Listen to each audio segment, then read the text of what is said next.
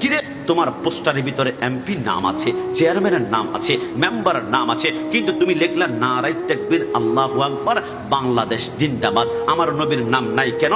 নবীর সাথে তোমার কি শত্রুতা, আমি কি গাদ্দারি? লিল্লাহে তাকবীর। এ যুবক মনে রাখো, বাংলাদেশে যে স্লোগানের ভিতরে ক্যান্সার আছে, যে স্লোগান তোমার ঈমান নষ্ট করবে, এটা হচ্ছে লিল্লাহে তাকবীর। আমি প্রমাণ দিব কেন জানো?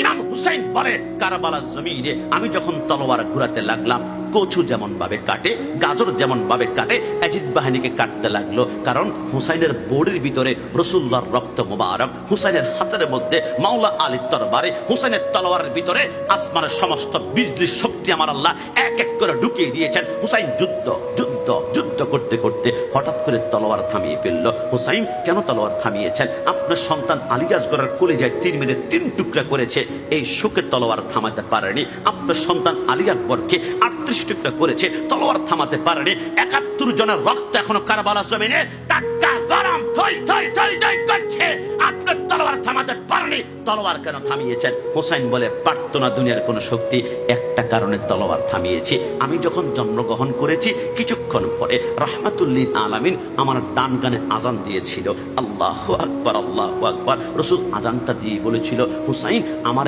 আজানের ইজ্জতটা রক্ষা করবে, যেইখানে যত আজান শুনবে, যত ইম্পর্টেন্ট কাজ থাকবে বন্ধ করে ফেলবে, বন্ধ করে ফেলবে। তলোয়ার থামতো না। আমি কারবালার জমিনে যুদ্ধ করতে করতে হঠাৎ করে মসজিদ থেকে আসর নামাজের আজান বের হয়েছিল, আল্লাহু আকবার। আমি চিন্তা করলাম আমার নানা বলেছে তলোয়ার থামাতে, আমি তলোয়ার থামালে আমার জীবন যাবে, আর তলোয়ার চালালে জীবন থাকবে, কিন্তু রাসূলুল্লাহর সাথে ওয়াদা আমার ভঙ্গ হয়ে যাবে। আমি কি ওয়াদা ভঙ্গ করব নাকি জীবন? আমি হুসাইন চিন্তা করলাম 1 লক্ষ বার মত হবে, জিন্দা হব, মত হবে, জিন্দা হব, আমার জীবন যাবে, কিন্তু রাসূলুল্লাহর সাথে ওয়াদা ভঙ্গই করতে পারি নাই। তো জবান খুলে বলে সুবহান। হুসাইন বলল আমি তলোয়ার থামালাম, 22,000 ইয়াজিদ বাহিনী আমার চারপাশে শকুনের মতো তলোয়ার তীর বল্লম দ্বারা আছে। হুসাইন তলোয়ারের নিচে বলেছিল আমি একটা জিনিস চাই। ইয়াজিদ বাহিনী বলে তুমি বায়াত গ্রহণ করবে ইয়াজিদের হাতে? বলে প্রশ্নই আসে না, 71 জন কুরবানি হয়ে গিয়েছে, কি ইচ্ছা? হুসাইন তলোয়ারের নিচে যে জিনিসটা চেয়েছিল, আজকে আমরা যদি হুসাইনি হই, ওই জিনিসটা আমাদের জীবনের লেবাস বানাতে হবে। হুসাইন তলোয়ারের নিচে বলেছিল, ইয়া আইয়ুহাল্লাযীনা আমানুস্তাঈনু বিস-সাবরি ওয়াস-সালাহ ওয়াস-সালাহ ওয়াস-সালাহ। 2 রাকাত নামাজ পড়তে দাও। আমি আমার বন্ধুকে বলি, দোস্ত তুমি হুসাইনি? বলে হ্যাঁ। নামাজ পড়তে আসো? আমার লুঙ্গিতে সমস্যা। দোস্ত নামাজ পড়বি না? আমার প্যান্টে সমস্যা। দোস্ত নামাজ পড়বি না? কালকে রাতে গোসল করি নাই। দোস্ত নামাজ পড়বি না? 10 ওভারের খেলা, মাত্র 8 ওভার শেষ হয়ে যায়, 2টা ওভার বাকি আছে। দোস্ত নামাজ পড়বি না? বিরক্ত বিরক্ত বিরক্ত বিরক্ত। হুসাইনি হতেই পারে না। হুসাইন তলোয়ারের নিচে বলে নামাজ নামাজ। ইয়াজিদ বাহিনী বলে 2 রাকাত নামাজই তো পড়বে, 4000 বাহিনী আমরা শকুনের মতো তাকিয়ে আছি, কোনো দিকে যেতে পারবে না। শেষ মুহূর্তে 2 রাকাত নামাজ পড়ার সুযোগ করে দাও। হুসাইন প্রথম 1 রাকাতে 2টা সেজদা করেছে।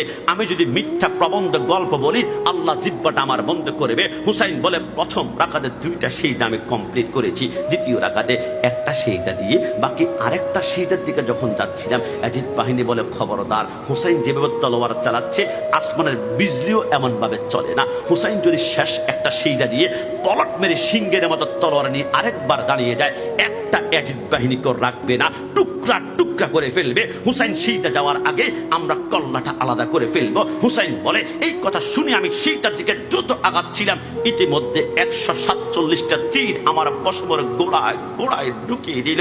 137টা বললাম আমার বুক আর পিঠের মধ্যে লাগালো। তলোয়ার নিয়ে হুসাইন চিত হয়ে পড়ে গেল, পুরা শরীরের গোশতগুলা কিমা কিমা কিমার মতো হুসাইন চিত হয়ে শুয়ে বলে, আল্লাহ আমি তো কিচ্ছু চাই না, 2 রাকাতে 4টা সেজদা চেয়েছিলাম, আল্লাহ 3টা সেজদা করেছি, একটা সেজদা বাকি আছে, একটু শক্তি দাও, বসবো, সেজদাটা করে আমি দুনিয়া জমিন থেকে পর্দা গমন করব। আমার আল্লাহ বলে লা মুমকিন, সম্ভব নয়, লা মুমকিন, সম্ভব নয়, লা মুমকিন, সম্ভব নয়। আল্লাহ কেন কেন কেন কেন?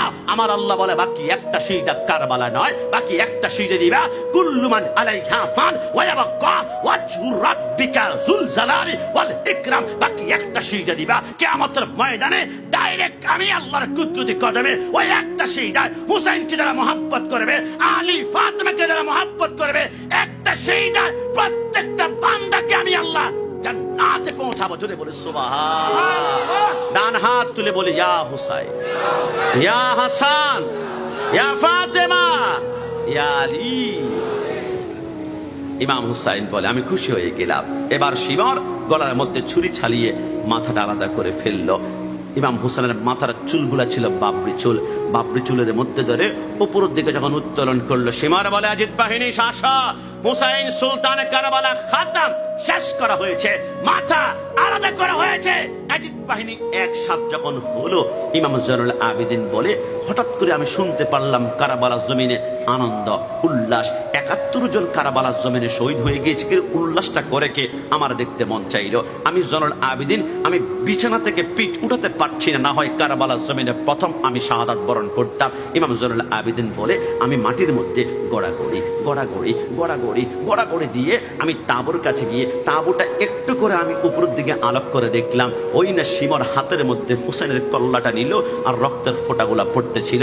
আর আজিদ বাহিনী ওই হুসাইনের রক্তাক্ত কল্লার দিকে তাকিয়ে ডান হাত তুলে একটা স্লোগান দিচ্ছিল কসম খোদার। ইমাম জয়নুল আবেদিন বলে আমি দেখলাম সেই স্লোগানটাই ছিল লিল্লাহে তাকবীর, লিল্লাহে তাকবীর, লিল্লাহে তাকবীর। আমি অনেকক্ষণ বসা ছিলাম, একটা মার তারা ইয়া রাসূলুল্লাহ বলে কিনা, কিন্তু ঘন্টা ঘন্টা ঘন্টা চলে যায়, একটা বার ইয়া রাসূলুল্লাহ বলে না। ইমাম জয়নুল আবেদিন বলে ওই কারবালার জমিন থেকে স্লোগান হয়ে গেল দুই প্রকার, একটা হুসাইনি, একটা ইয়াজিদি, একটা ইয়াজিদি, একটা হুসাইনি। হুসাইনি স্লোগান হচ্ছে নারায়ে তাকবীর, আল্লাহু আকবার, নারায়ে রিসালাত, ইয়া রাসূলুল্লাহ। আর ইয়াজিদি স্লোগান লিল্লাহে তাকবীর। এরা নবীর নাম নেয় না, এরা চায় যুবকদের অন্তর থেকে নবীকে সরাই ফেলবে, নবীকে আলাদা করে ফেলবে, নবীকে জুদা করে ফেলবে।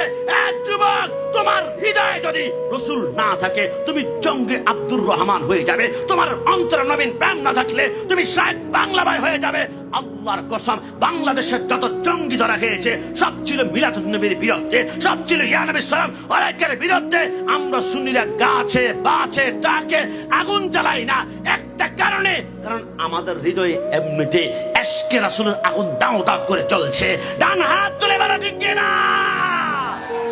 আপনাদের